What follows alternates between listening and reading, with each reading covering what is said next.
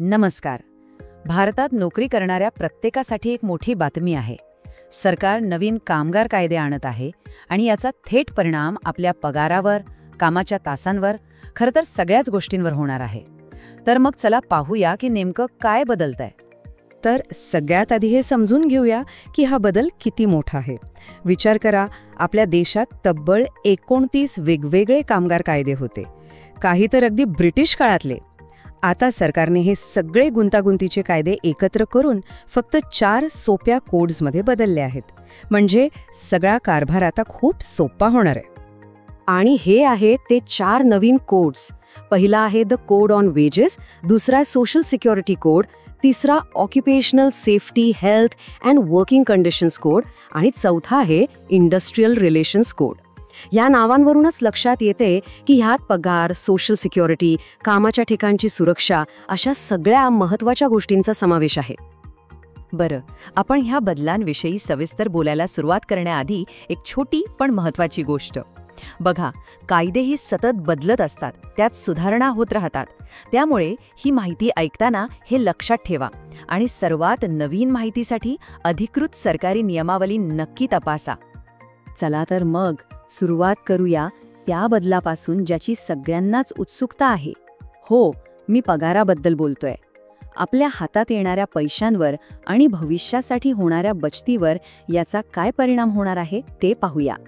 या नव्या कायद्यातला सगळ्यात मोठा नियम आहे पगाराच्या रचनेबद्दल. आता नवीन नियमानुसार आपला जो बेसिक पगार आहे तो आपल्या एकूण पगाराच्या म्हणजे CTCच्या कमीत कमी 50% असायलाच हवा. म्हणजे आता कंपन्या बेसिक सॅलरी कमी आणि भत्ते जास्त असं नाही करू शकणार. आता प्रश्न येतो की यामुळे नेमकं काय होणार. तर बघा, इथे एक ट्रेड ऑफ आहे. एकीकडे आपला महिन्याचा जो टेक होम पगार आहे तो कदाचित थोडा कमी होऊ शकतो, पण दुसरीकडे, आणि ही चांगली गोष्ट आहे, की आपली भविष्यासाठीची बचत ती मात्र खूप वाढणार आहे. आता असं का होईल? सोपं आहे. आपला जो प्रॉव्हिडंट फंड म्हणजे PF आणि ग्रॅच्युइटी असते त्याचं कॅल्क्युलेशन आपल्या बेसिक सॅलरीवर होतं. आता बेसिक सॅलरी वाढली की साहजिकच PF आणि ग्रॅच्युइटीमध्ये जमा होणारी रक्कमही वाढेल. म्हणजे थोडक्यात आपलं आर्थिक भविष्य जास्त सुरक्षित होईल. ठीक आहे, तर पगाराचं तर आपण बघितलं. आता वळूया कामाच्या तासांकडे, कारण हे नवीन कायदे आपल्या कामाच्या आठवड्याची कल्पनाच बदलून टाकणार आहेत. बघूया नेमका काय नवीन आहे. आणि यातला सगळ्यात जास्त चर्चेत असलेला बदल म्हणजे आठवड्यातून फक्त 4 दिवस काम. हो, बरोबर ऐकलं. 4 डे वर्क वीक आता शक्य होणार आहे. पण हे कसं काम करेल? तर नियम असा आहे की आठवड्यातून एकूण 48 तासांपेक्षा जास्त काम करायचं नाही. मग कंपनी ठरवू शकते की कर्मचाऱ्यांकडून रोज 12 तास असे 4 दिवस काम करून घ्यायचं. आणि ह्या बदल्यात मिळेल चक्क 3 दिवसांचा वीकेंड.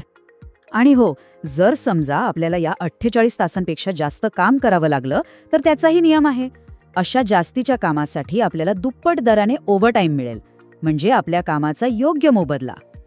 पगार आणि कामाचे तास या पलीकडे जाऊन हे नवीन कायदे एक प्रकारचं सुरक्षा कवच तयार करत आहेत. विशेषतः त्या कामगारांसाठी ज्यांना आत्तापर्यंत कोणतंही कायदेशीर संरक्षण मिळत नव्हतं. उदाहरणार्थ, आपण रोज ज्यांच्याकडून जेवण मागवतो ते फूड डिलिव्हरी पार्टनर्स किंवा ऑनलाईन सेवा देणारे जे गिग वर्कर्स आहेत त्यांना पहिल्यांदाच कामगार म्हणून कायदेशीर ओळख मिळत आहे. हे खरंच खूप मोठं पाऊल आहे. आणि या कायदेशीर ओळखीमुळे काय होणार? तर या लोकांना आता PF, इन्शुरन्स आणि पेन्शनसारख्या सामाजिक सुरक्षा योजनांचा लाभ मिळू शकेल. इतकंच नाही तर आता सर्व कर्मचाऱ्यांसाठी अपॉइंटमेंट लेटर देणं बंधनकारक असेल आणि 40 नंतरच्या कर्मचाऱ्यांची दरवर्षी मोफत आरोग्य तपासणीही केली जाईल. कर्मचाऱ्यांसाठी अजून एक आनंदाची बातमी आहे ग्रॅच्युइटीबद्दल. आधी ग्रॅच्युइटी मिळवण्यासाठी एकाच कंपनीत कमीत कमी 5 वर्ष काम करावं लागायचं. आता तो नियम बदलून फक्त 1 वर्ष करण्यात आला आहे. म्हणजे हा कर्मचाऱ्यांसाठी खूप मोठा फायदा आहे. या कायद्यांमध्ये महिला कर्मचाऱ्यांच्या सुरक्षेचीही विशेष काळजी घेण्यात आली आहे. आता महिला रात्रीच्या शिफ्टमध्ये काम करू शकतील, पण त्यासाठी त्यांची संमती आवश्यक असेल. आणि सर्वात महत्त्वाचं म्हणजे त्यांना सुरक्षित वाहतूक आणि इतर सुविधा पुरवण्याची संपूर्ण जबाबदारी कंपनीची असेल. बरं, आपण आतापर्यंत बरेच बदल बघितले. पगार, कामाचे तास, सुरक्षा. तर या सगळ्या बदलांना एकत्र करून पाहिलं तर एक मोठं चित्र कसं दिसतं? चला त्याचा थोडा आढावा घेऊया. बघा, प्रत्येक नाण्याला 2 बाजू असतात. तसंच या कायद्याचंही आहे.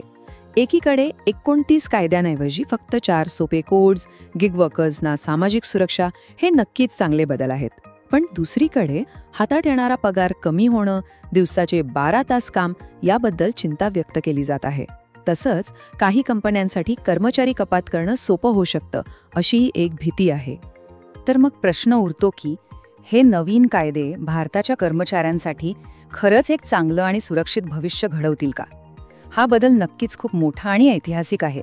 पण याचं यश यावर अवलंबून आहे की आपण कामगार आणि उद्योग या दोघांच्या गरजांमध्ये कसा ताळमेळ घालतो.